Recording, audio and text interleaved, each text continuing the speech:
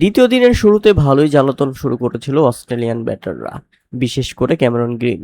তিনি তো বাংলাদেশের গলার কাঁটা হয়ে দাঁড়িয়েছেন। তবে সেই কাঁটা উপড়ে দিয়েছেন শরীফুল ইসলাম। ইনিংসের ৪৮তম ওভারের ঘটনা, শরীফুল ইসলামের দুর্দান্ত ইয়র্কার, আর সেই আত্মঘাতী ইয়র্কার ঠেকাতে রীতিমতো পরাস্ত ক্যামেরন গ্রিন। বলটা ফেস করতে গিয়ে রীতিমতো লুটিয়ে পড়েছিলেন।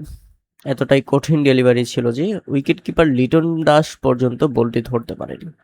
বাংলাদেশের সজোরে আবেদন ছিল, কিন্তু আম্পায়ার কুমার ধর্মসেনা হতাশ করলেন সকাল সকাল। কেন তিনি উইকেট দিলেন না সেটা তিনিই ভালো জানেন। তিনি হয়তোবা মনে করেছেন বল পায়ে নয় বেটে লেগেছে। সাথে সাথেই অধিনায়ক শান্তকে কনভিন্স করেন শরীফুল ইসলাম। লিটন দাসের সাথে কথা বলে শান্ত রিভিউ নিলে রিভিউতে দেখা যায় বলটি সরাসরি পায়ে আঘাত করেছে। আত্মঘাতী ইয়র্কার ছিল, যেখানে রীতিমতো পরাস্ত ক্যামেরন গ্রিন এবং মিডল স্টাম্পে গিয়ে বলটা আঘাত করে, যে কারণে যথারীতি ক্ষমা চাইতে হয় আম্পায়ার কুমার ধর্মসেনাকে এবং নিজের ডিসিশন পরিবর্তন করতে হয়। অবশেষে বিগ উইকেট ফিরলেন ক্যামেরন গ্রিন। তখনও অস্ট্রেলিয়ান লিড নিয়ে ফেলেছে ১২২।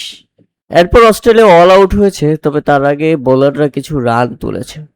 ২১০ রানে থেমে গেছে অস্ট্রেলিয়া। হ্যাঁ, প্রথম ইনিংসে ২১০ রানে থেমে গেছে অস্ট্রেলিয়া। তাদের ১৪৬ রানের লিড নিয়ে ফেলেছে অজি ব্যাটসম্যানরা।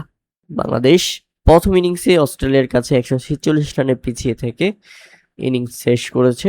শরীফুল ইসলাম দুর্দান্ত বোলিং করেছেন, তুলে নিয়েছেন ৭ উইকেট। আর অস্ট্রেলিয়ার হয়ে ক্যামেরন গ্রিনের ইনিংসটাই ছিল সর্বোচ্চ। ১০৫ বলে ৬৭ রান করে ফিরে যান ক্যামেরন গ্রিন। তবে প্রিয় দর্শক, শরীফুল ইসলামের দুর্দান্ত ইয়র্কার আপনাদের কেমন লেগেছে তা অবশ্যই আমাদের কমেন্ট করে জানাবেন। বাংলাদেশ কি দ্বিতীয় ইনিংসে পারবে ভালো কিছু করতে? কেননা জিততে হলে কমপক্ষে ৩০০ রান করতে হবে বাংলাদেশকে।